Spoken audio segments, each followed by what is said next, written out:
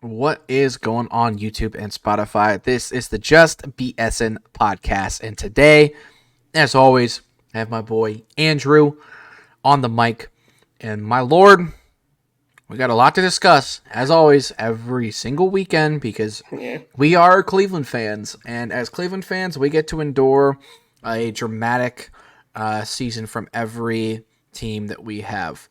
We're going to end with Browns, but obviously the Guardians are out of the playoffs now. They put up a pretty solid fight against the Yankees, despite losing in 5 games. I think they fought hard in literally every game but game one. And Cavs are starting up, so we're going to talk about them first before we get into the drama-filled Browns. So Andrew, how are we feeling? We just came off a good Cavs, starting day opener for us. Obviously a big win for them. So at least we have that to ride on right now. But other than that, it's been pretty low over here in Cleveland.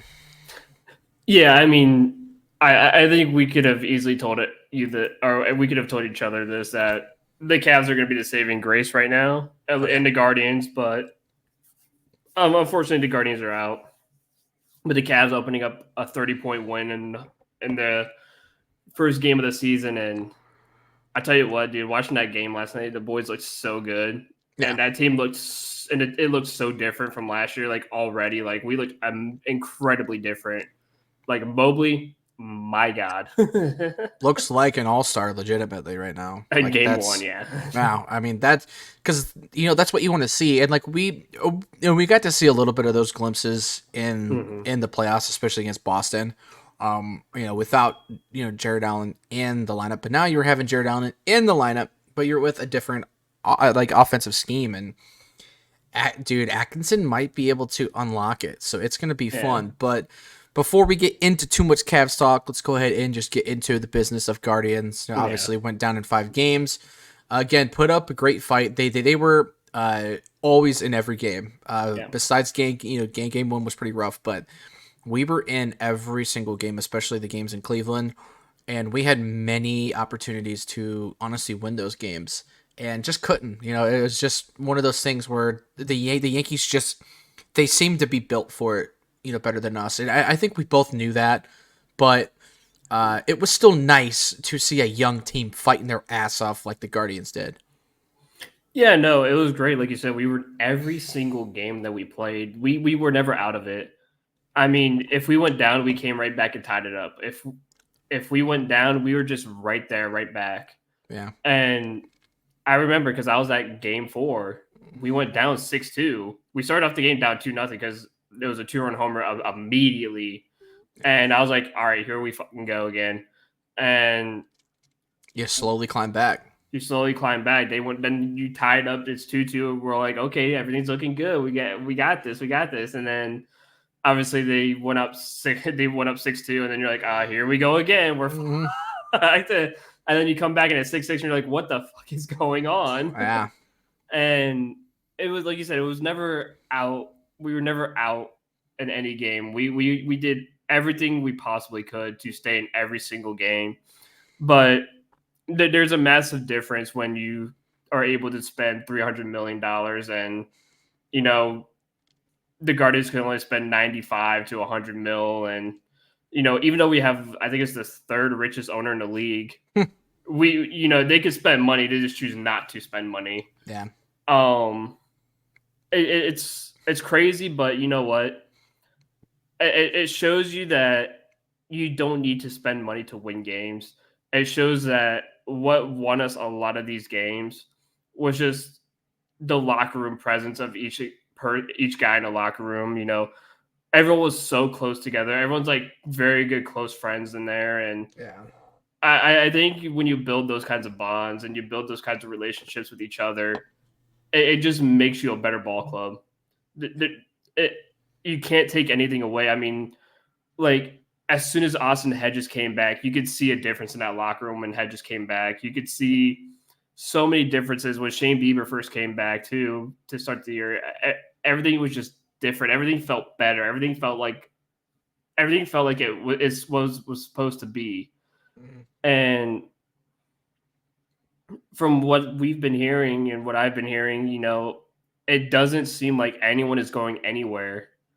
and it seems like the same core is staying. Now we did just lose our hitting coach today to the Cincinnati Reds because obviously Terry Francona had picked all those guys in the bolt in our And dugout, and honestly, good. I think we've yeah, been griping about him for years.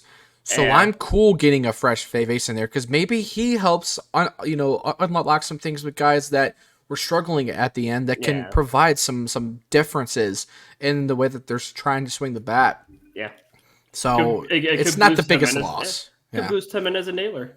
Yeah, it can hopefully get Naylor to stop swinging at ground balls essentially because that's what he was swinging at most of the series until Yeah, literally the last game where he actually was getting some walks and he actually was hitting the ball well. Um, and who knows what that reasoning was for. But really, the only thing that I really want to talk about too much, other than giving Vogt some credit because he did win oh Manager yeah, of the Year today, so I definitely want to give a big shout out to him. I think he had a big year. Obviously, it was really hard not to give him the Manager of the Year award because he's a first year manager, and you were a couple games away from being in the World Series. Like yeah, that's a big deal, and I think Vogt made some mistakes in this series and really in the playoffs, but it's something that he can learn from, and I think he's just a real dude. He doesn't have an ego to him.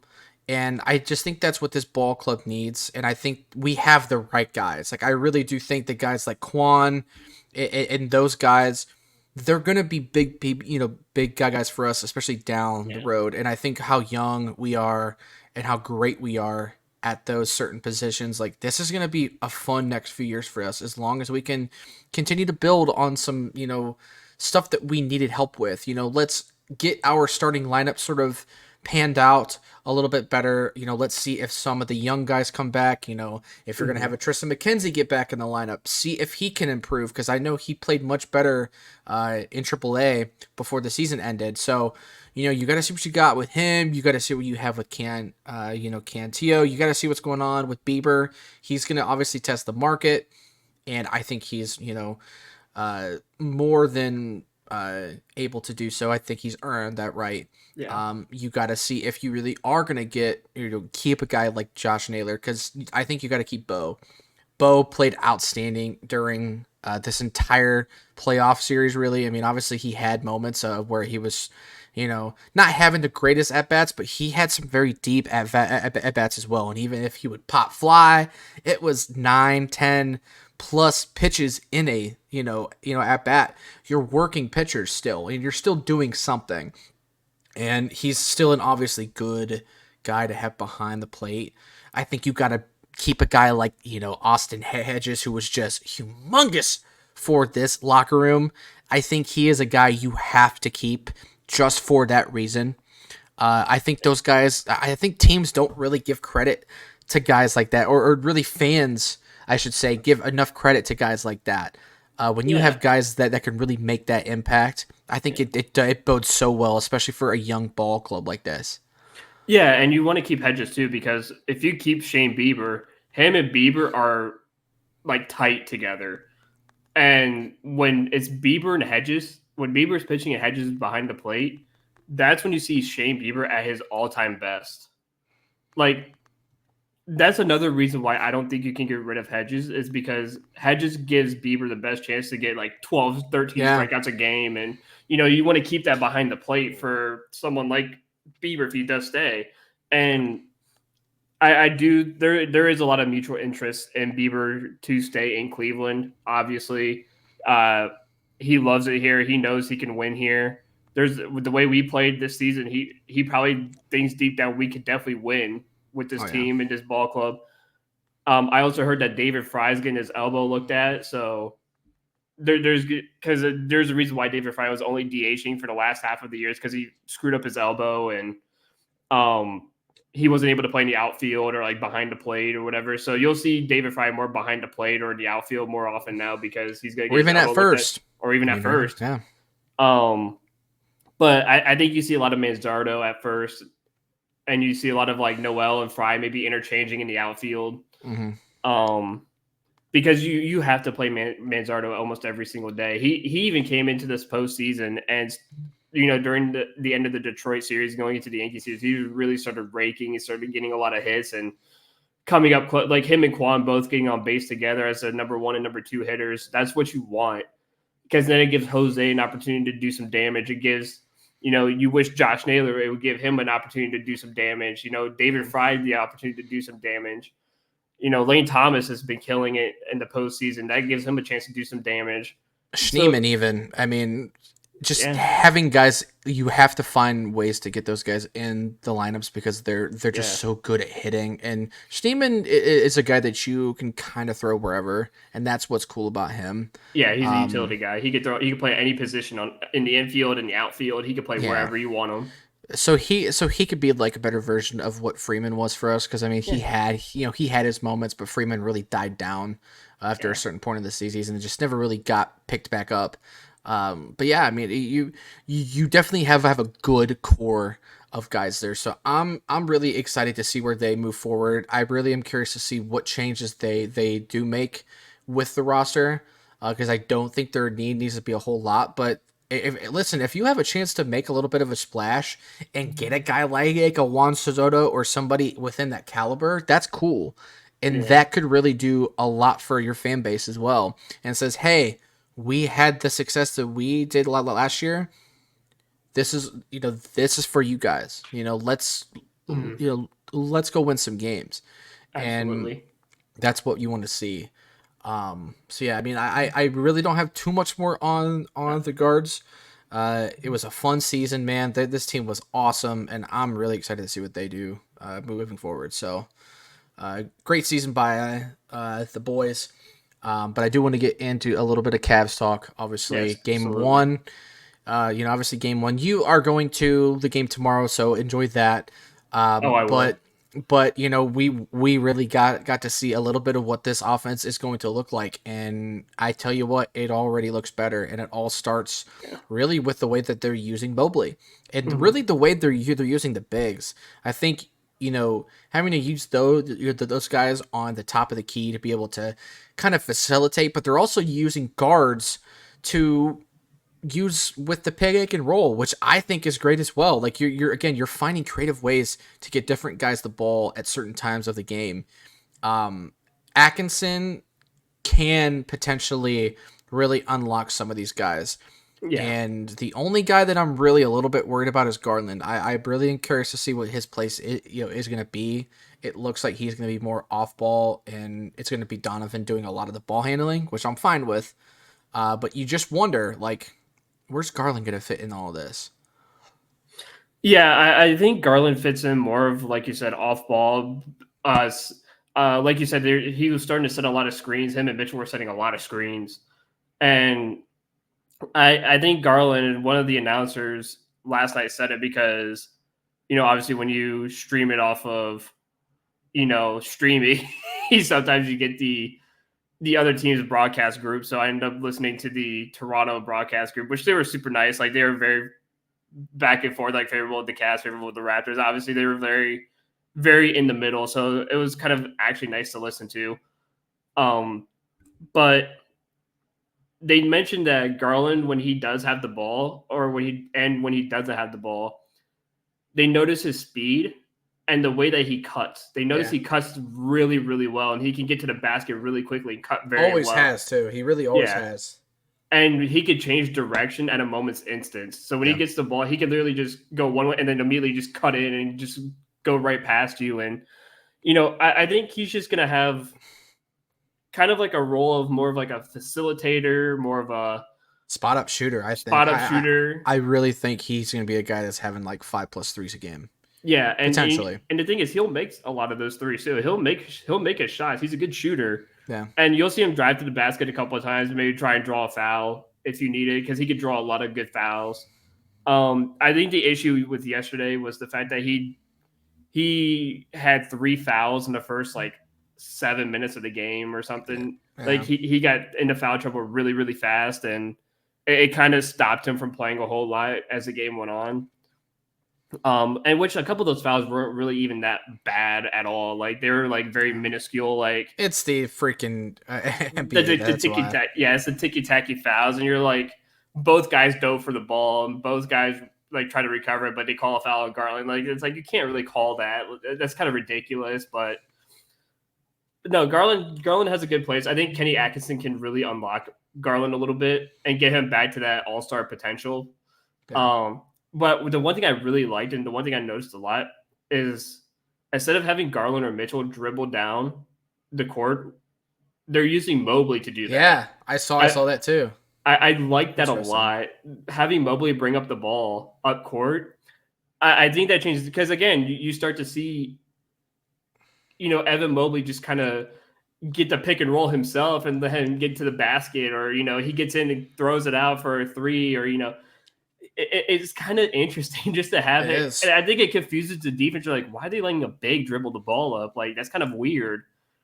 And what happens too is, and I think you've noticed this a couple times too, they'll go hard at Mobley, and if they don't get the ball, there's two guys wide open. It's usually Garland or Mitchell. Yeah. And there's a couple of instances where Sam Merrill was just able just to quickly get the ball while wide open and pop a three and knock it down. And I think that's where the downfall of the Raptors started to happen because they tried to go after Mobley too much when he was bringing the ball up, and he just said, "Okay, wide open guy, easy." Yeah, I mean, you're probably going to see Mobley have like around 3+ assists a game, I think, which for a big guy like him is going to be nice. But I just really like how aggressive he was. Like, yeah, he was super aggressive. He really made a point where if he had a mismatch, instead of being a little no, he took it. Like if he had it, he took it, and he took it with confidence. Yeah. And I think Atkinson is really driving that home of, hey, if you feel like you have a mismatch and you feel like this is how you want to do this, go for it. Yeah. And I think that sort of free roaming, where even especially with Donovan, I think his ability to kind of free roam around everybody else and still make his impact, especially even on like the defensive end. Like he's made some plays last night that were just quick steals, pop three, and then boom, and then you just kill a team like that when you just slowly demoralize any of their with adjustments or any of the speed that they were playing with. Like, this team is always going to be pretty solid on defense. They've been pretty much, honed in on that for years. But to have an offensive minded coach finally, it's going to unlock some guys. And I'm really curious. I really hope that we get a lot more from our bench. I really liked Ty Jerome last night. I thought he played excellent. I don't know what his role is going to look like, but if it looks anything like that, or even anything close to that, that's awesome. Like that's because then it takes pressure off of guys like LeVert who feel like they have to score when they really don't. And you got obviously if Sam Merrill being able to pop up threes the way he does, I mean that dude is going to have a 20+ point game at some point this season just from his 3-point shooting alone. So just to have that flexibility is going to be great. Well, the one thing that I noticed too, and the thing that we talked about a lot last season was the bench scoring and how there was lack thereof bench scoring. Because number one, JB really didn't use the bench, and number two, he didn't give guys like LeVert and Merrill and Ty Jerome. Well, Jerome was injured for a lot of the season. He didn't give a lot of these guys opportunities to do anything. And now you look at the stats. Caris LeVert had 19 points. Ty Jerome had 14 points. Georges Niang had 11. Georges Niang had a great game. Yeah. He looked different than last year because we were all nagging him last year like, oh my God, Niang sucks right now and stuff like that. He looked really good because he had, what was it? He had 3 threes. He was 4 for 5 from the field with 3 threes. Yeah. And then also, too, shout out to Jalen Tyson for getting his first few baskets in the NBA. And he got the game ball from Donovan Mitchell. So that was really cool to see. I think Jalen Tyson's going to be a huge part of this team later on as the season kind of rolls in. But, dude, it's so interesting because the bench had over 60 points last night.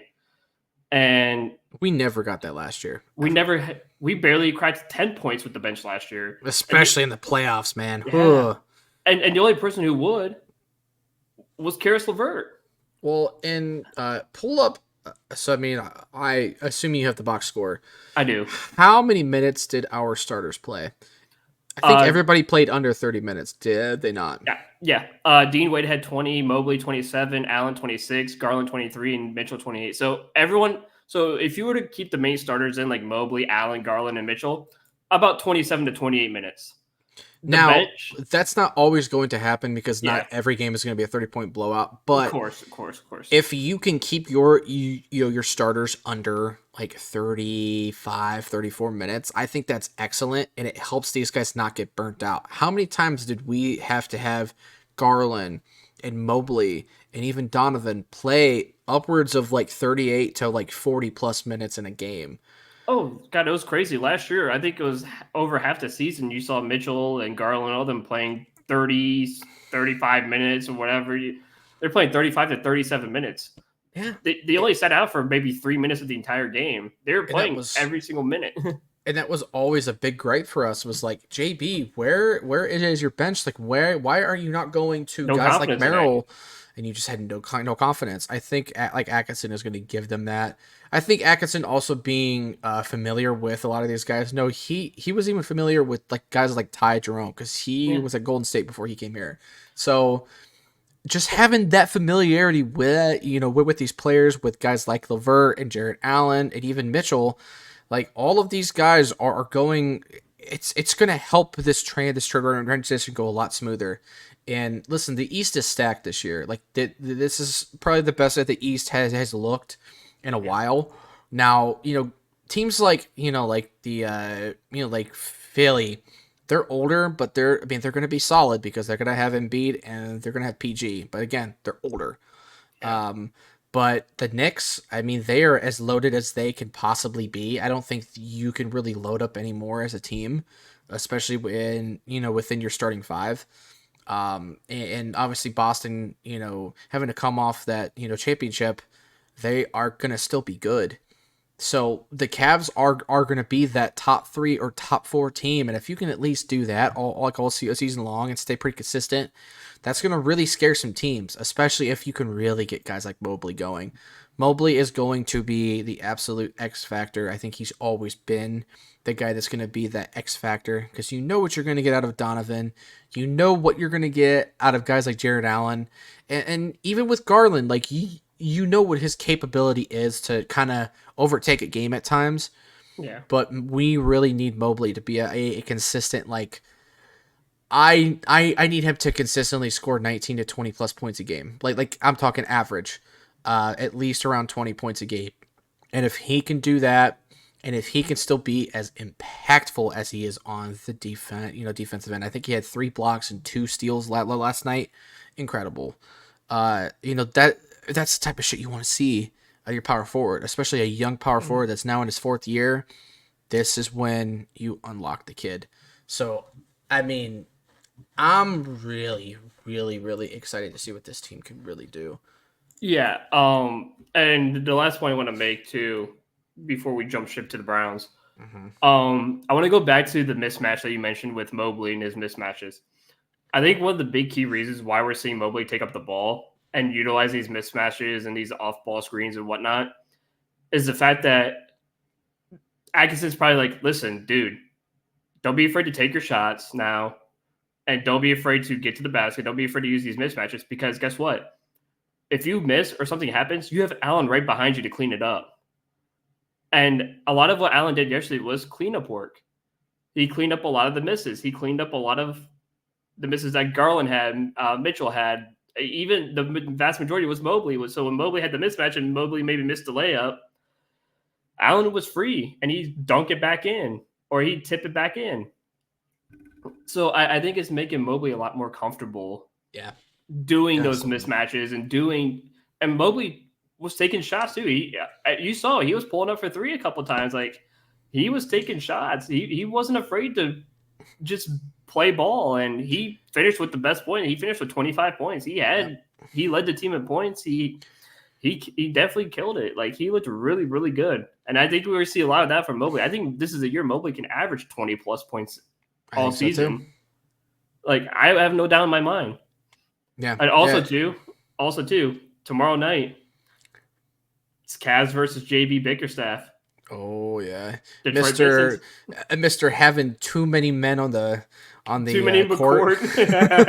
Like, that how'd you was do that was so funny. That's the most I do JB think thing ever. yeah, and like they were even saying on on the fan too of just like, hey, JB at least helped us get out of that hole that we were in, and For sure. I'm grateful for that. But For sure. For it sure. was time to move on, Yeah. and JB can easily five by one at home, and they also made a good point of saying it's not like he is the best coach in the league. He's not, but he got us to a certain point. It was great, but here we are now, Hmm. and this is what we've needed. Like we needed a more offensive minded coach for these guys because I Yeah. think the defense, you can use your defense as offense, but you have to be able to score. You have to be able to set up in the half court game, especially in the playoffs. That is where we struggled the most because it was a lot of iso ball from Donovan, and that was it. That was our only offensive game plan every single time. It was either Donovan ISO or Garland ISO, and it never really strayed apart from that. And it makes your offense stagnant. It's the sort of 2015 LeBron days where we didn't have anybody else because everybody else was hurt. It was that was the offense that we were running, and you're not going to have much of an impact unless you have a guy like LeBron, because at least LeBron can also pass. And I'm not saying Donovan can't pass, but that's why you fill your roster with shooters, and we just didn't really have that. So Yeah. for this to be the way that this is going to go, I think it's going to bode well for us, and I just really hope that guys can stay healthy. That's going to be the biggest part of this team, is who is going to be able to stay healthy to really contribute, and can guys on this bench step up? And if they can't, I'm sure you're going to see a trade or two at deadline, because I think the Cavs know that they have to be aggressive because the East had made so many moves that this offseason. They have competition and they have to be ready for it. So Yeah, for sure. yeah, that's pretty much all I got on the Cavs. I don't know if you have anything else you want to say about the Cavs, but I do want to hop into our unfortunate Browns. Let's hop into the Browns. All right, let's do it. So Uh, where do we start at this point? I don't fucking know anymore. So last week we really made a point of saying like, hey, we really want to see Winston play. We really want to see Watson be out. Well, Watson's out. Not because he got benched, not because he got traded. No, he ruptured his damn Achilles. Literal A-Rod style, ruptured his Achilles, which is very unfortunate. As a Yeah. as just a human being, you don't want to see somebody get injured, and we'll get into sort of the drama that's also filled with that.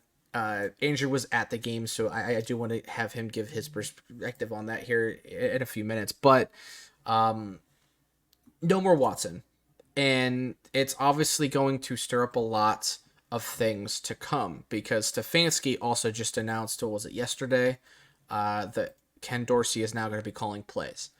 And a lot of people are sort of speculating different things, saying, hey, is Stefanski waving a white flag? Is he on the chopping block here by bye week?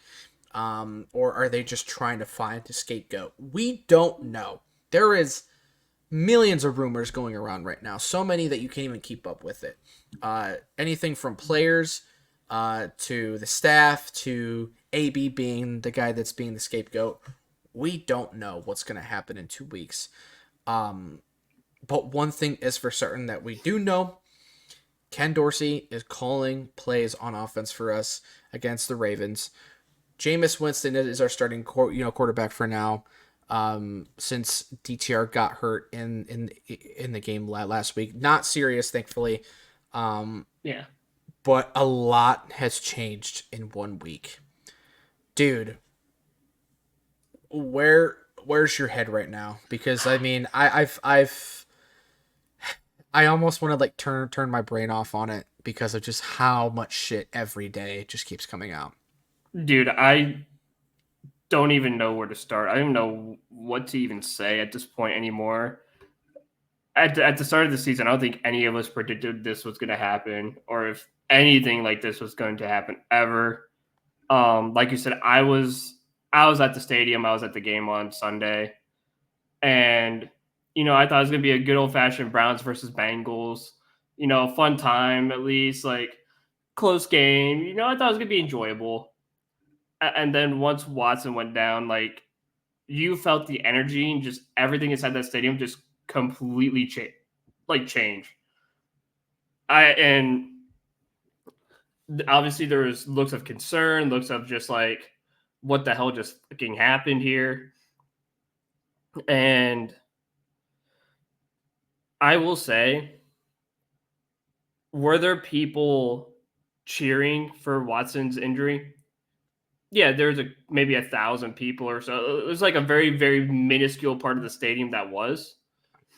And the rest of it was just dead silence because we just all just sat there and just watched Watson just tear his Achilles, and we were all sitting there just silent, like, what the fuck just happened here? Yeah. Did that really just fucking happen? I think 99% of the stadium was more stunned than cheering for the injury. And I think that's where the media and a lot of it got everything wrong, was that we weren't cheering for Watson's injury. We were all just stunned at what happened. Now, again, there are videos of people like clapping, saying, I'm like, yay, he got injured. Thank you. It's a very minority. Very, very minority. And I've always been that kind of person who's always said, never cheer for someone to get injured, whether you hate them or not. You never cheer for injuries because it's the most disgusting thing you could possibly do. And you've heard, and I was around people, there's a couple of people cheering, but then you would hear guys next to us and even me say, dude, don't cheer for the injury. That's fucked up. Yeah. Like you never cheer for injuries. And we were telling people to stop cheering for him being injured. And now, obviously, when he got put on the cart and was carted away, everybody's clapping because it's a respectful thing. Yeah, it's respectful. And I think that's where everything got confusing for a lot of the media and whatnot, is that they thought we were clapping and cheering that he was injured. And it's like, finally, he's injured. The more consensus is a lot of the people are just happy he's not the QB anymore. Mm-hmm. And it's not because it's because he's playing bad. And the thing is, he's been the worst quarterback in the league, period. Yeah. Yeah, and the problem is if you went to ask any fan in that stadium, and they're like, you just go up to them and say, "Hey, look, would you? Is this the way you want Watson to go out?" And everyone would probably say no. Yeah. Because I would rather, and I said this on Twitter, and I said this to everyone. I said I would rather Watson be benched than for him to suffer an injury, and that was the consensus all around the stadium was. I'd rather have it the more humane way where he was benched rather than him going out and tearing his Achilles. Because obviously, as a guy who plays sports, that fucking hurts. Mm-hmm. That doesn't feel good, and I feel for him. Like, I feel for Deshaun Watson. Don't get me wrong. I feel for the guy. I would not wish that upon anyone. No. At all. But I will say, am I upset that he's not playing anymore? Not really. No. Am I upset he got hurt? Sure, absolutely. I don't wish that upon anyone, but I'm not bummed that he's not playing. I'd rather have someone else play than Deshaun Watson. He was legit the worst quarterback in the league. And you had him for 3 years now. He's played, 7 games as a Brown in 3 years? It's been a waste of $230 million. He's pretty much played the equivalent of one season for us. Like, I'm pretty sure he's played exactly 16 games or something around there. But he's missed consistently. He's always missed over half a season. He's only played about 7 games a season. It's pretty much where this is at. Yeah. And that's where everybody is sort of cheering. Because I'm not going to lie to you. When he went down, I was like, "Oh no, that's horrible! That's terrible." Because you could see, it was clearly an Achilles. You could see it pop.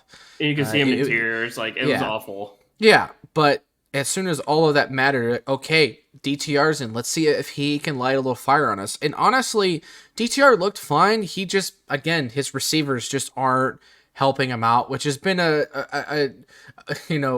the story all year long is his receivers Yeah. are just not helping anybody out. But you know, we got to see Nick Chubb score. I'm sure everybody on that, in that stadium was very happy about that because that happened shortly after the Watson Oh, injury. yeah. DTR literally helped us get a PI to get us right at the goal line, and it was an easy, hey, give it to Chubb, And give it to Chubb, give it to Chubb. and I will say I would shout out Bengals fans for this because they also cheered for Chubb's Hell touchdown yeah. because they're like, dude, that's incredible. Like he came back from an injury that probably could have ended his entire NFL career, and he comes back and he scores a touchdown. Like, so I will credit Browns or Bengals fans that were inside the stadium because they also cheered for Nick Chubb's touchdown. So I applaud the Bengals fans for that because that was really cool to see that, and it was nice to see a bunch of like it's just good sportsmanship. Yeah. Just to cheer, like, hey, Nick Chubb's back and he scored a touchdown. Like, hey, let's go. Like, that's what everyone wants to see. It was like that when you play Fallout and it has like the thing where it's like everybody liked that or whatever.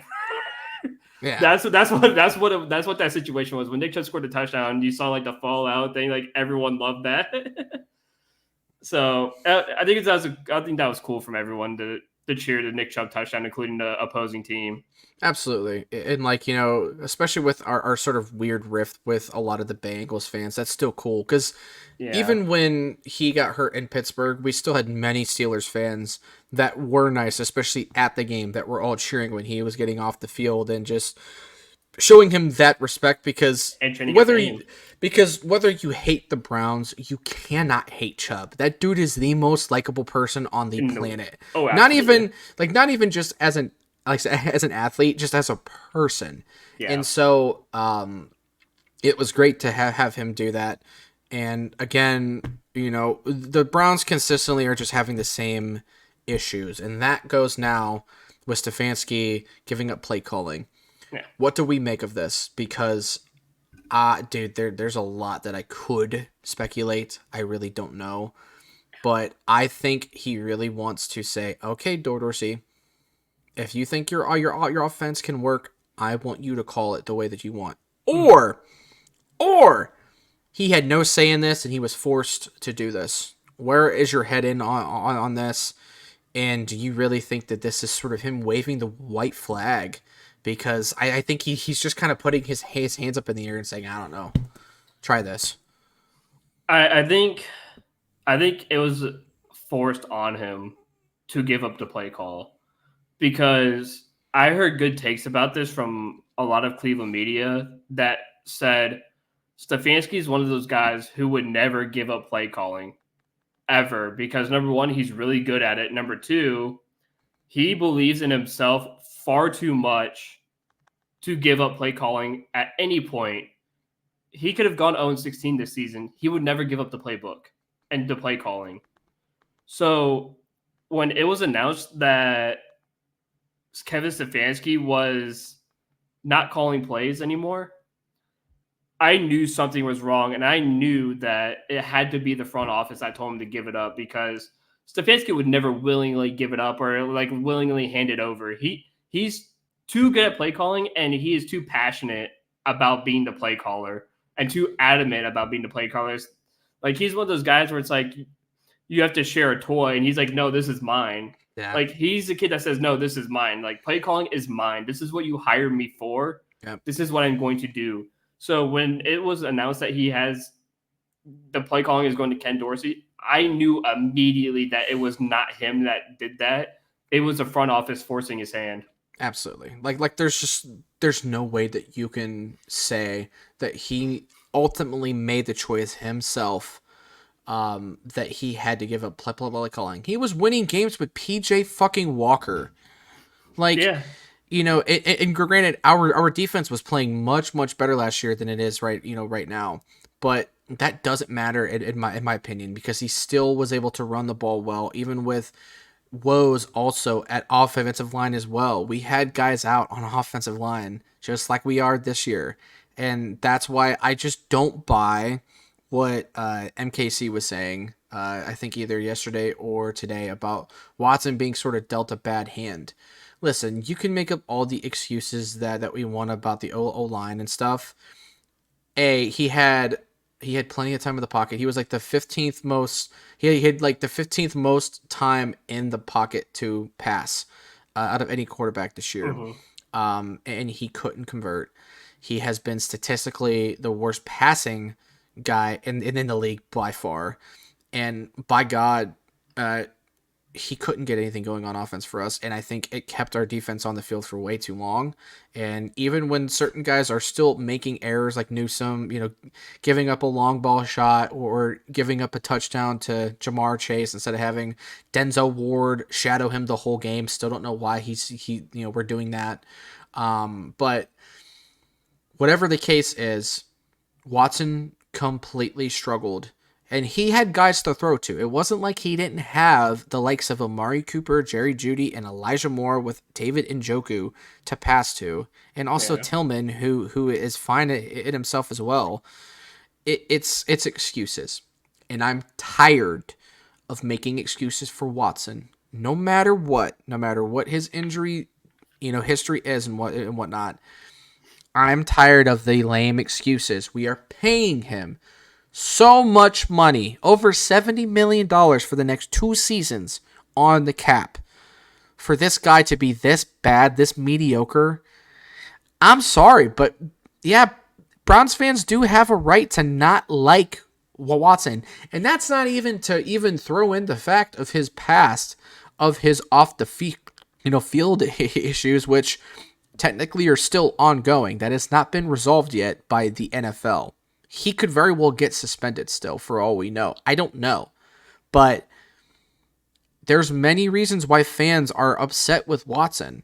And so we can have empathy in his injury, but you cannot blame fans, especially ladies who are fans, that aren't upset about him getting injured and aren't upset about him not starting for us anymore.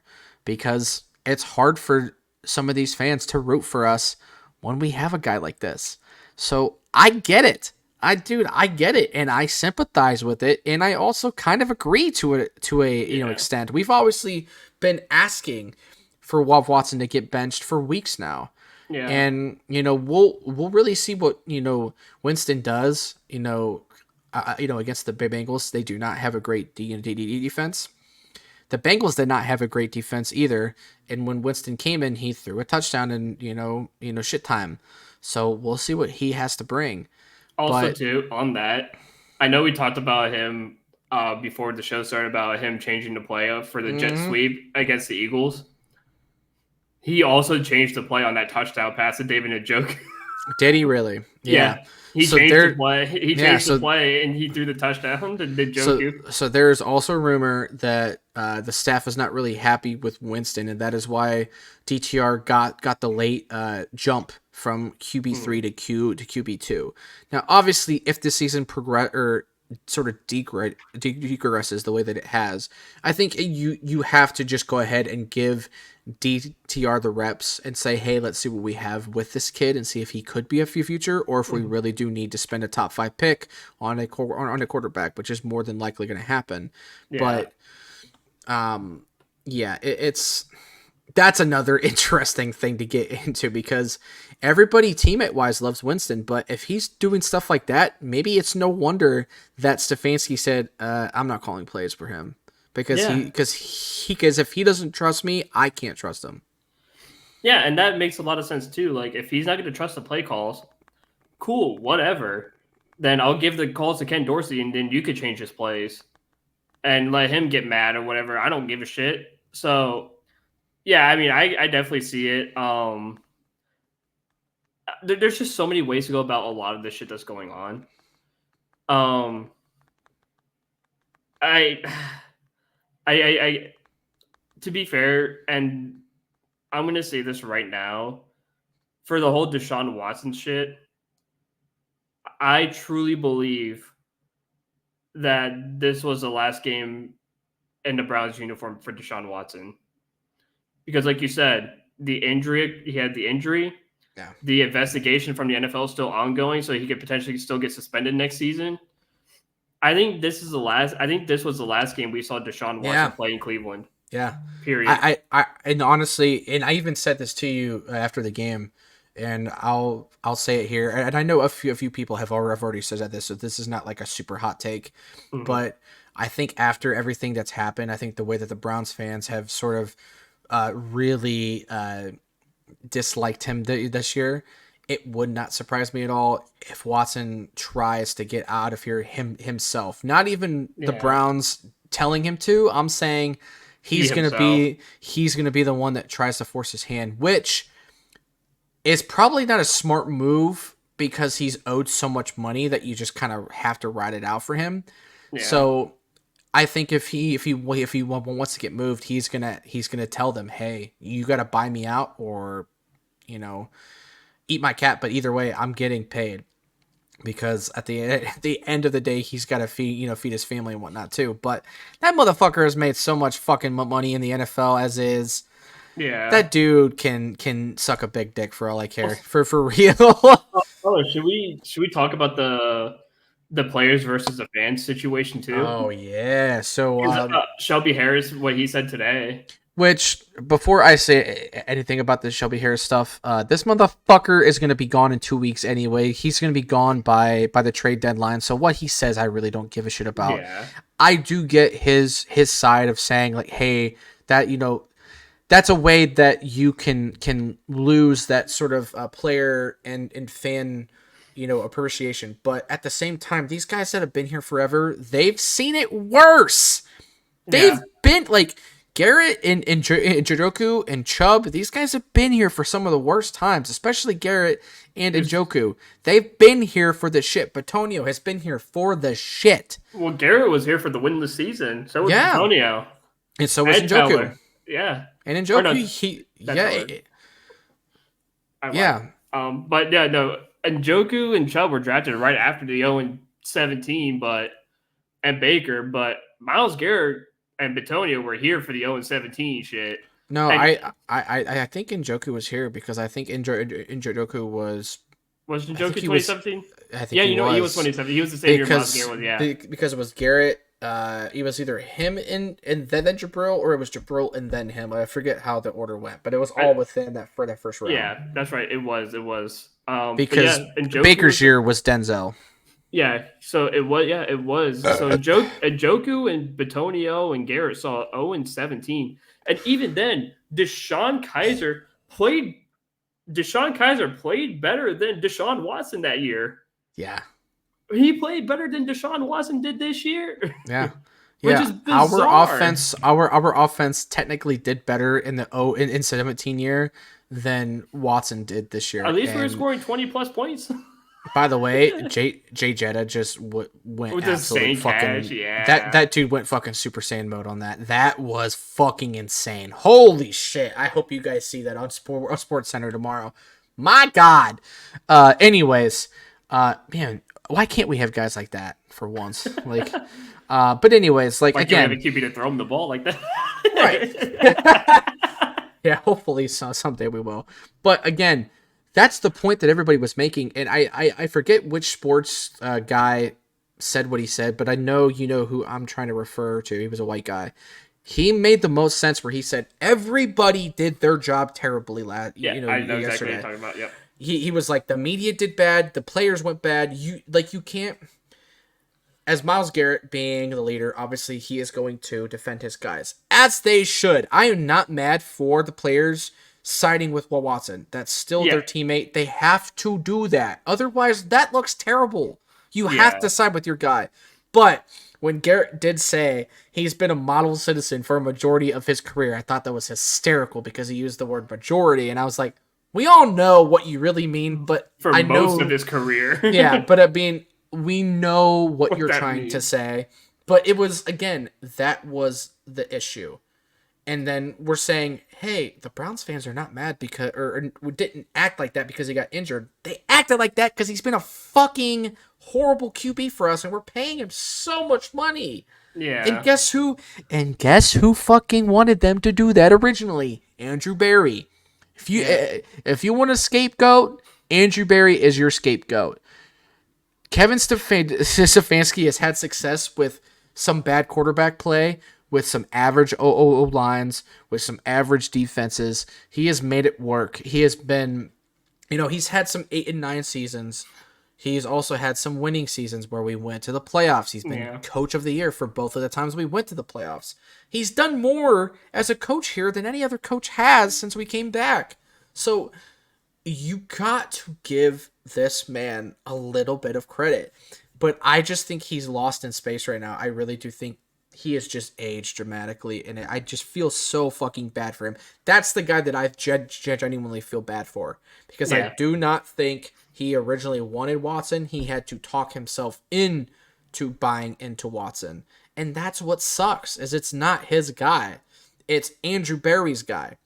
We need to make sure, if we do move on from Berry, which I clearly think we do, whenever they make that move is whenever. But once you make that move, you have to get a guy that is going to give Stefanski the actual football backing of saying, hey, you make the football moves, I'll be the one that does all of the other back end work. You are the guy. You are the leader. Yeah. And I just really want to see Stefanski be able to be given that chance, because I don't think he has, and that's scary to me.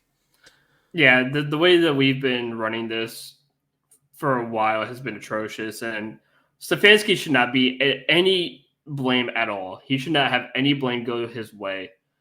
None of this is on Stefanski. Like you said, he has given us 8 and 9, 7 and 10, and he's given us 2 playoffs, with one winning a playoff game. Even though Mike Prefer was the interim coach because Stefanski had COVID during the Steelers game, but he took you there. And now the last year or two, you put him in the shittiest position possible.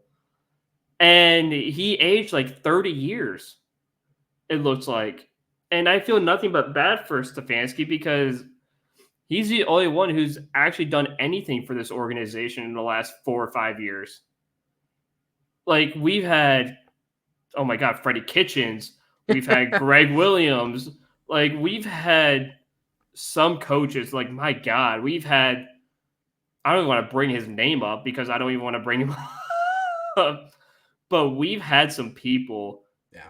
Stefanski has been your best coach since Marty Schottenheimer in the 80s. Yeah. And that's saying something. He's the only winningest coach since Schottenheimer. That's bad. That is bad. He's been better than Butch Davis. He's been better than anyone you can even think of. It's so bad, dude. Like, it's horrendous. And I feel bad because I feel like he's getting a lot of the blame, and he shouldn't be. No, and I think, and to be fair, I wouldn't blame him if he was the one who gave out the playbook and said, listen, I'm tired of taking the blame. I'm tired of everyone treating me like dog shit. Ken Dorsey, you call the fucking plays. I'm just going to stand on the sidelines and just watch. Yeah. Like, I'll do some coaching. I'll probably help the guys limit their penalties and stuff, which I'm sure that's how he's going to run practices from now on, is trying to keep guys from getting fucking penalties every 10 seconds. Yeah. But other than that, he's going to be like, it's all in your hands. I'm just going to sit here and be a cheerleader because I keep getting the blame for no reason. This is Andrew Berry's fault. This is Haslam's fault. Haslam and Berry both wanted Deshaun Watson, and they got what they wanted, and now they're too afraid to admit that they were fucking wrong. Yeah. And it turned – once you got Deshaun Watson, that's when everything turned into a nightmare. Yeah. All you had to do was just not get Deshaun Watson. Like, if you didn't like Baker's play, cool. You can get CJ Stroud. Yeah. You can get someone else. You can get maybe Whitty. You could have gotten Jaden Daniels. You could have gotten someone good. Instead, you get Deshaun Watson, and oh my goodness, everything just flips upside down. And now, I don't know what is going to happen and what is being thought about in the organization, because Deshaun Watson's not your QB anymore. Deshaun Watson is out for the season. Yeah. And he's likely out for the rest of his career. His time in Cleveland Done. is done. And I'm sure I wouldn't be surprised if he was done in the NFL period because no other team wants to pick him up. Yeah. Because honestly, if I'm Carolina, I'm looking at him like, shit, I'd rather have Bryce Young at this point than have Deshaun Watson. The Saints are like, I'd probably rather start Spencer Rattler over Deshaun Watson at this point. Right. You really think I'm going to spend all this money to get a shit quarterback? No. I'd rather run with our shittiest quarterbacks right now. They're probably better than Watson right now. Exactly. So maybe you could bite with the New York Giants because of Daniel Jones. I'm just kidding. They wouldn't bite either. They'd rather have Daniel. I'd rather have Daniel Jones at this fucking point, to be honest with you. For real. But I like the idea of utilizing DTR just to see what you have. Absolutely. I think you got to give him that, that justice. I think you give him the justice.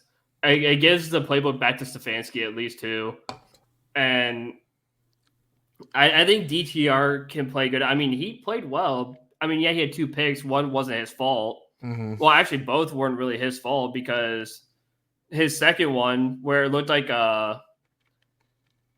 he just threw it straight to the defender. Mm-hmm. For that one, I saw. I don't know if anyone who watches Sean King on Twitter or whatever. Sean King does.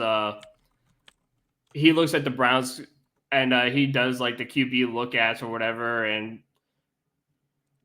he made a good point with one of the UCSS members, and that on the second interception, the ball was thrown where it's supposed to be to Tillman, but the space was closed because Elijah Moore ran a lazy route, and he what's his name? Tillman beat him to the spot before Elijah Moore, and it didn't allow Elijah Moore to create the space for Tillman to be open. Yeah. And Tillman and Elijah Moore ran a lazy ass route. He, instead of like sprinting it or doing whatever, he jogged and it looked like he just jogged and he just didn't run it properly either. And right, you can't expect DTR to do what he wants to do. But to be fair too, he also said that DTR could have also just checked it down to Njoku, who was open right in the middle of the field, or checked it down to the running back at the point. Right. But the thing is, DTR is going to want to go big. He wants to prove what he has, and so he's not going to do the check down, and I don't blame him. He wants to show you what he's got, and I want him to show me what he's got, and if he wants to make those plays, let him make those plays. Yeah. But if you're his receivers, you got to make the proper routes just so he can make those throws.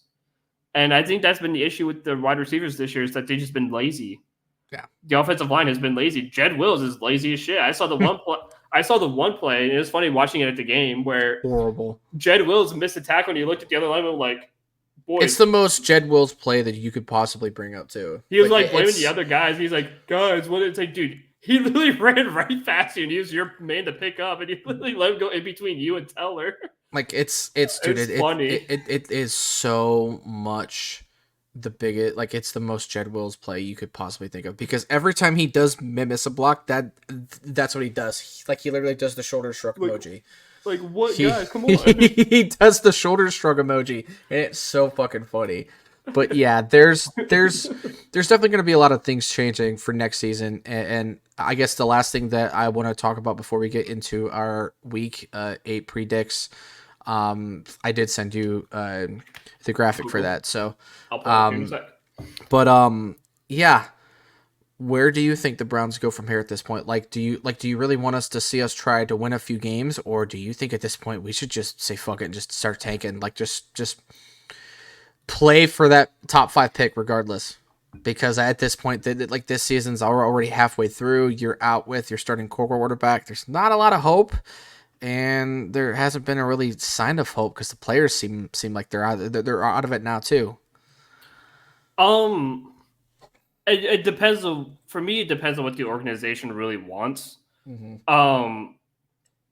Is it one of those things where do you think you have what even a glimmer of hope to make the postseason? If so, then you probably use Jameis Winston. Mm-hmm. and say, listen, I think we have a glimmer of hope. We can get somewhere with Jameis. We can maybe win or whatever. Or is the vibe or is it the vibe of do we just do we just bother with it and just start DTR just to see what he has, just to see if we need to draft a QB at this Yeah. point? And for me, I think the best route is just go with DTR, see what he's got. The season's already cooked. I don't think you have any chance at the playoffs. The season's cooked. Especially with how the offensive line and the receivers are playing, you're cooked no matter what. And even if you did make the playoffs, you're not going to come close. You're going to get blown out by a mile. So it's not really worth it. And so for me, I think the best route is play DTR, see what he has, draft a QB, and Yeah. then because like Washington did, and guess what? They're a top team in the league. Yeah. And all they needed was a QB. They had Terry McLaurin. They had a couple of receivers. They have Austin Eckler, running back, and Brian Robinson at running back, and they're killing it. So Yeah. I think that's the best course of action. And that's kind of a point that I did want to make here is the Browns don't need to like fully revamp this team. Like they No. don't have to break it all down. It's just a couple positions. It's just a couple things, but the worst part is that's been the discussion for years now. So you just wonder, when are we finally going to get it right? And I think it all starts with your GM. I think it starts with the guy that makes those decisions. And I think that's why AB has to go. So that's my final thought on that. I do agree that you do need to stick with DTR, see what you got in him, and then it can make the drafting part easier. Or if you decide, hey, let's go get a bridge quarterback, play him for 1 year, and then really load up for a solid quarterback the following year, then fine. And you just try to load up on more and more talent. That's fine too. But Yeah. you can go out and get a good quarterback in this draft, and then do that same thing next year where you load up on your talent because you continue to load up on picks. So we'll see how they do it, but regardless, I think you do have to play for a top 5 pick now. You just have to. Yeah, 1,000%. All right, you want to get into these week 8 picks? Absolutely. All right, so we've already made our picks for tonight's game between Minnesota and the Rams, as that's ongoing while we're doing this. Zach picked the Rams to win. I picked Minnesota. So we went opposite ends of the spectrum for the first one. So hell yeah. I should recap last week. Yes. So last week, I went 8-7. You went 6-9. Nice. So nice. That's what I thought. I was like, had a bad week finally. Let's go. The differences was I won the Green Bay Houston game because I had Green Bay, you had Houston, and I won the Kansas City and San Francisco game because obviously I had Kansas City, you had San Francisco. Those were the two differences that made up the two losses and wins. So currently, as it sits right now, Zach, you're at 53-39. Okay. And I am at 51-41. So I am 2 games on your heels. I'm closing in right now, and it's my time to shine right now. See if I can't take over the lead here. But right now, so far, the Rams are up currently. We still got a whole ass fourth quarter to play, but the Rams just scored. They're up 21-17 at the moment. So maybe I'll get that one right. Yeah, maybe you will, and you'll take that lead right back, or you'll extend that lead a little bit. But let's move on to some of the other picks that we have going for Sunday. Starting off with, I think we can get rid of the Browns and the Ravens off the rip to start, I think. Cool. I'm going Baltimore no matter what. Yeah, it's going to be hard to not pick Baltimore. So, yeah, I'm going to go Ravens. But this, wouldn't it be hilarious if the Browns do win this game, though? Especially it would be so Winston. Funny. Like, watch Winston come in and throw for 300 yards and like 3 touchdowns because he's like capable of doing it. That's the funny part. But Ravens are going to win this. Derrick Henry is well on his way to potentially being like an MVP this year. That's how good he's playing. So, and Derrick Henry could easily have Derrick Henry could have like 170 yards in this game, like no doubt in my mind. Especially with how bad we've been against the run, yeah. And tackling. Like, we can't tackle to save our fucking life. But moving on to the Tennessee Titans and the Detroit Lions. Who do you got here? Detroit or Tennessee? Lions. Yeah. I mean, it's super fucking easy. It's I mean, Detroit all the way. especially now that the Titans got rid of D Hop, which was really their only like offense in terms of receiving. Yeah. It's rough. I mean, yeah, Ridley will probably now get a big uptick, but the Titans have just been ass this year. They've been really bad. Yeah. All right. Up next, we have the Colts and the Texans. Texans. I know Houston hasn't really been playing that well, but Anthony Richardson looked like dog shit last week, and I don't have a lot of faith in him. I really don't. The Colts, they will get Jonathan Taylor back, which will help them, but I think Houston has a bounce back week and they play much better. Yeah, I do too. I think Houston has a big bounce back week, and like you said, if it was Joe Flacco, I probably would go Indianapolis, but it's Richardson, so I'm going with the Houston. And Texans. I mean, I will also say too, the Colts don't have a great defense this year. No. Like they literally lost to the Jaguars, which is already bad enough. So yeah, it's not bold well. Well, speaking of the Jaguars, Green Bay or Jacksonville? Green Bay. I mean, easy. Green Bay. Yeah, there's nothing but to say. I want Green Bay as well. Arizona and Miami. This one's gonna be interesting because it sounds like Tua is back. Does it necessarily put them above everything? I don't know. We'll see. I'm gonna go. You know what? I'm gonna go Miami here. With Tua back, I think it's gonna fire him up. I think he's gonna try to get the ball to Tyreek a lot because Tyreek's been non-existent for weeks now. I know he's itching to get some balls. I think Tyreek's actually gonna have a monstrous game for no reason, and it's gonna help with Waddle. And I think Miami can actually score some points against the Cardinals defense because they're just not a good defense. But Kyler's been playing pretty solid ball, so I would not be surprised if the Cardinals still beat them because Miami's defense has been bad as well. I mean, yeah, I went with Miami as well. Just for the fact that you get Tua back, and that really that immediately elevates Jalen Waddle and Tyreek Hill, and I think that's just the boost that they need to just take over and win this game. Yeah. All right. We have the Jets versus the Pats.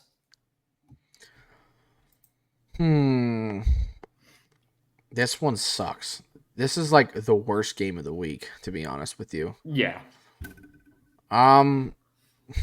Honestly, since A-Rod is kind of battling some sort of injuries right now, I actually think Drake May is going to come in and play well. I actually think the Pats are going to win this game. I went with the Jets just because the Jets are just better than New England. Oh yeah, let's go. All right, Atlanta and Tampa Bay. Ooh, Tampa Bay. They're in a rough spot right now. They're not Absolutely. with. They obviously just lost Godwin, and now it sounds like Mike Evans is going to be out for a few weeks, even a month, with a hamstring injury. So Baker's going to have a lot of fun trying to spread the ball out. Maybe you see more of the run game now. You probably see more of like Cade Otton and stuff like that really play out. But the Falcons have been doing something on offense. They're finally getting Kyle Pitts going. I actually think Atlanta wins this game. Yeah, I went with Atlanta just because of the injuries to Godwin and Mike Evans.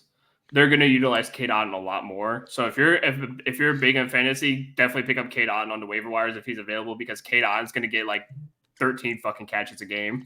Oh yeah, that he's dude's going to get everything. Monstrous targets. Yeah, he's going to be the best tight end in the league by the end of the season just because of Godwin and Mike Evans missing. Like he's legit going to be the best tight end in the league. So I went with the Falcons just because there's really no one for Baker to throw to besides Cade Otton at this point. Yeah. So I went with them. Cincinnati and Philadelphia Eagles. I'm going to say Eagles because the Bengals have been so bad, but I will not be surprised if the Bengals do win this game because the Eagles have not been great. But AJ Brown's back. He's playing much better. And the Bengals defense sucks so badly. Like we made them look a lot better than they are. So I'm saying Eagles. I mean, yeah, I went with the Eagle. Or actually, no, I went with Cincinnati in this one.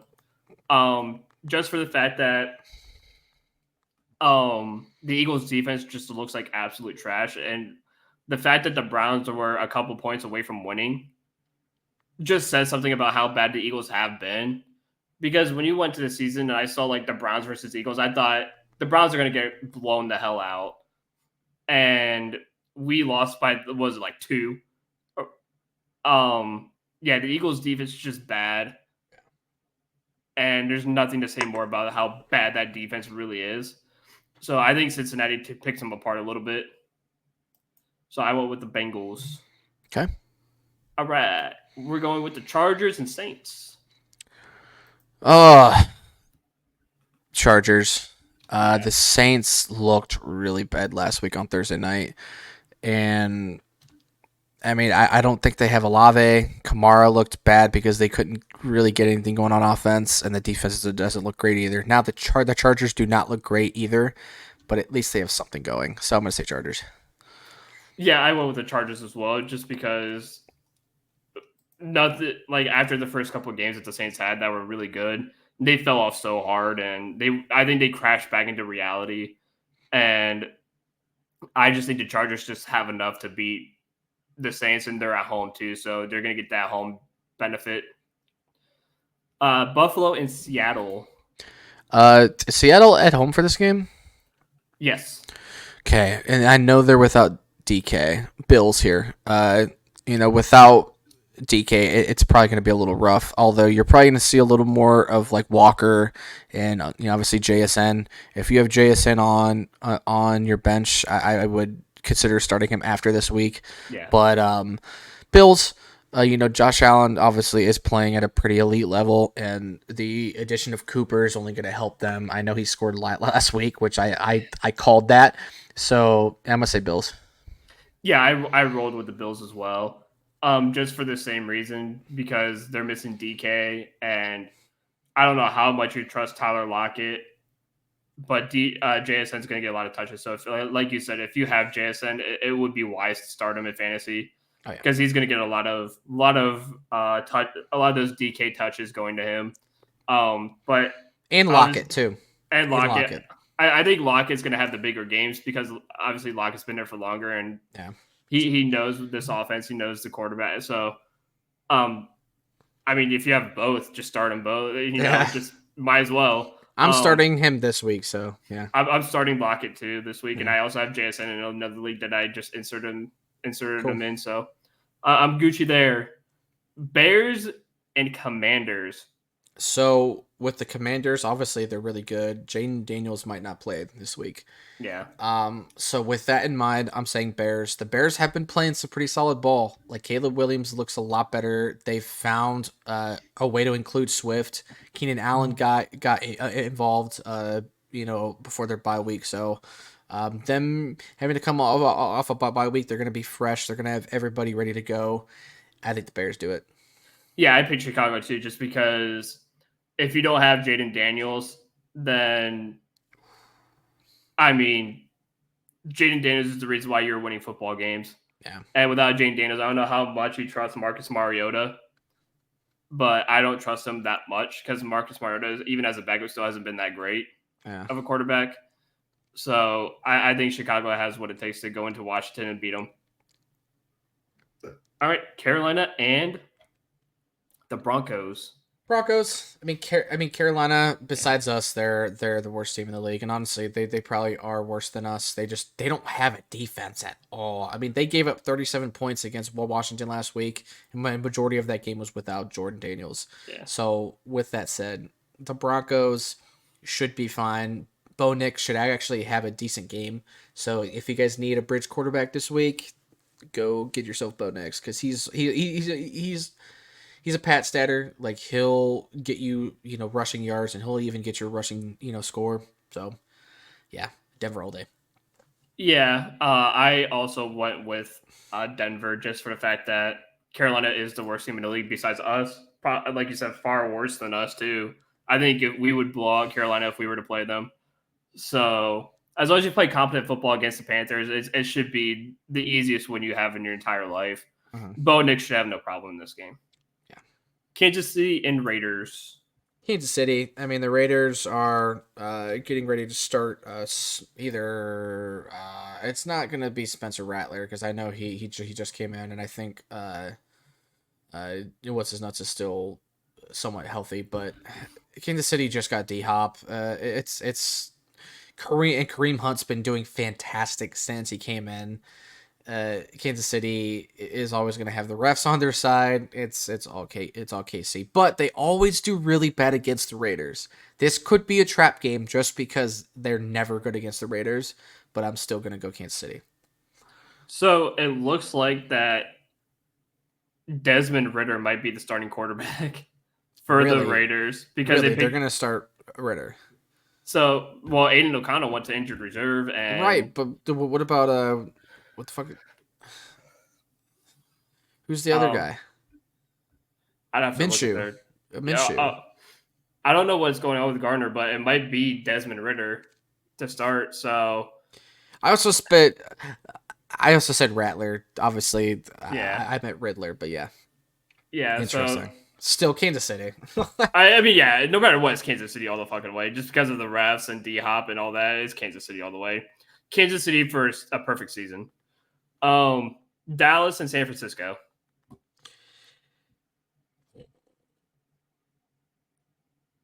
I'm actually going to give Dallas one here because San Fran just doesn't have anybody to throw to. Unless they can get Jordan Mason going, Dallas actually has a chance. So I'm gonna actually go with Dallas here. They will be getting back Pearson, the 49ers, the guy who got shot before the season. Okay, cool. So it doesn't really change my. No, because Debo's out. They're gonna miss Debo, and Ayuk is out for the year. George Kittle is most likely George Kittle will most likely play. So if anything, I am a George Kittle fantasy owner, so that would be great for me because George Kittle would get everything. Yeah.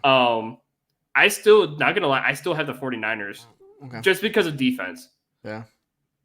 Dallas offense just can't do anything right now, and San Francisco has a top 5, top 10 defense in the league, and they could do what Pittsburgh has been doing to Syracuse in today's college football game, where they have like 4 pick sixes. Yeah, they have like 3-4 pick sixes or whatever, and that will help them spark a win over the Dallas Cowboys.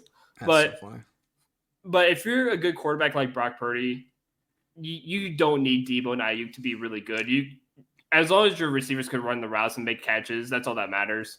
So I will go with the 49ers for this one. And I think Kyle Shanahan, I think Shanahan is 10 times the coach that Mike McCarthy is.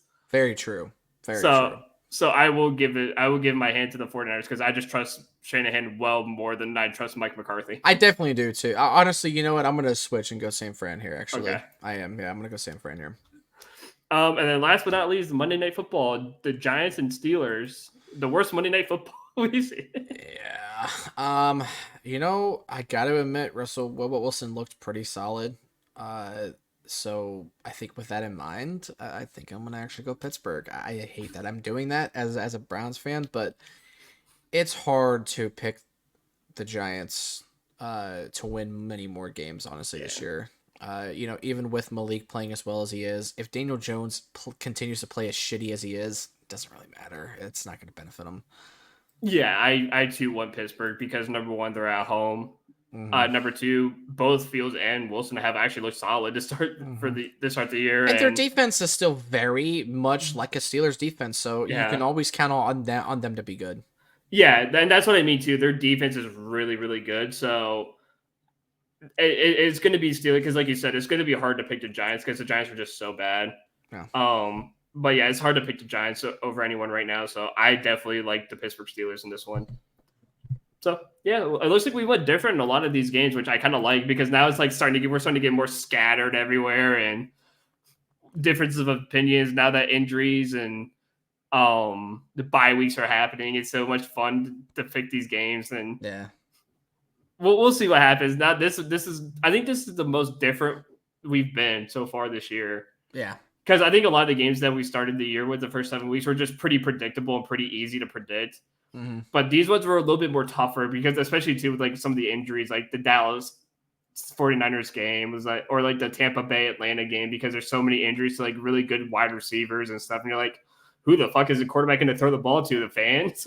Yeah. Like for who's going to real. be out who's going to be out there for the, Yeah. so no, it's kind of fun and it makes it more exciting. Yeah, it does. It really does.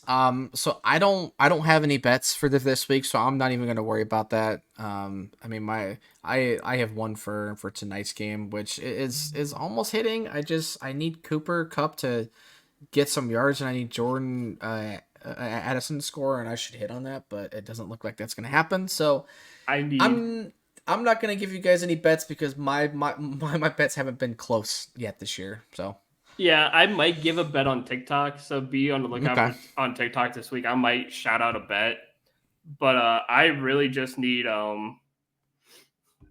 I really just need someone to. Well, into tonight, I need Addison to get two more. I have him for 25 yards. I need him to get 3 more yards. I think he's only at like 22. And then for one of them, I don't know how many yards Cup has, but I need Cup to get 50 yards, and I don't remember how many yards he's at right now. The last, I'll check right now because the last time I saw it was 15, and I don't think it's changed. Because Let's if it's see. not, then He still has 15 yards. So yeah, I need him to get 45 more. Matthew or 40, Stafford, 35 more. Stafford went above his. So I really just need Coop to get like that 35 more yards, and I need Jordan Addison to score a touchdown. But I think I might try to cash out in this one, to be honest. Yeah, we'll see what happens, but yeah, I got nothing else. Yeah, I mean, I don't have anything either. Obviously, it's Browns fans, buckle up, man. It's gonna be a rough next few weeks. We got our bye week on week 10, so we're just a few weeks from that, and I think that's when we're gonna see some shit pop off. So just prepare your hearts, prepare your minds, and start getting into Cavs basketball, because that is going to be our only saving grace right now. Get into the Columbus Crew when they come back in the postseason. We play Tuesday, I believe, in the postseason. So Tuesday night, 7:30, Apple TV, baby. Columbus Crew versus New York Red Bulls. Yeah. So yeah, watch party here. And we still have Ohio State. It's not like they're totally out of it. I think they're still 4th ranked team, because I think Oregon's 1 now. We just had another bye week, so there's nothing to talk about. which is the weirdest. That was the weirdest second one. Bye week. It was the second one like this month. Yeah. So weird. Yeah. So we obviously have them to still continue to see if they can progress, and as long as they stay within, getting into the playoffs, it's going to be just fine. Also, too, we said lock into the Cavs, the Columbus Crew into playoffs, like I said, but also too, it just started to lock into the Columbus Blue Jackets. NHL season has begun too. Yes. They're 6 games in, and they're starting off really strong. They were the worst team in the league, the second worst team in the league last year, but new head coach, new GM, and the boys are already looking 10 times better. We're not in the basement anymore, so the boys are looking really good. So keep an eye out for the Columbus Blue Jackets as well. I will be down to a couple of those games too this season. Sweet. Hell yeah. So yeah, man, we still have things to cheer for, so don't get too down about the Browns. The real champions right here on my shirt. Columbus Crew, baby. The only team that can win a championship in this state. Literally. All right, guys, but we'll see you guys next week. And remember, as always, we are just BSing. Please do not take us seriously. See you next week.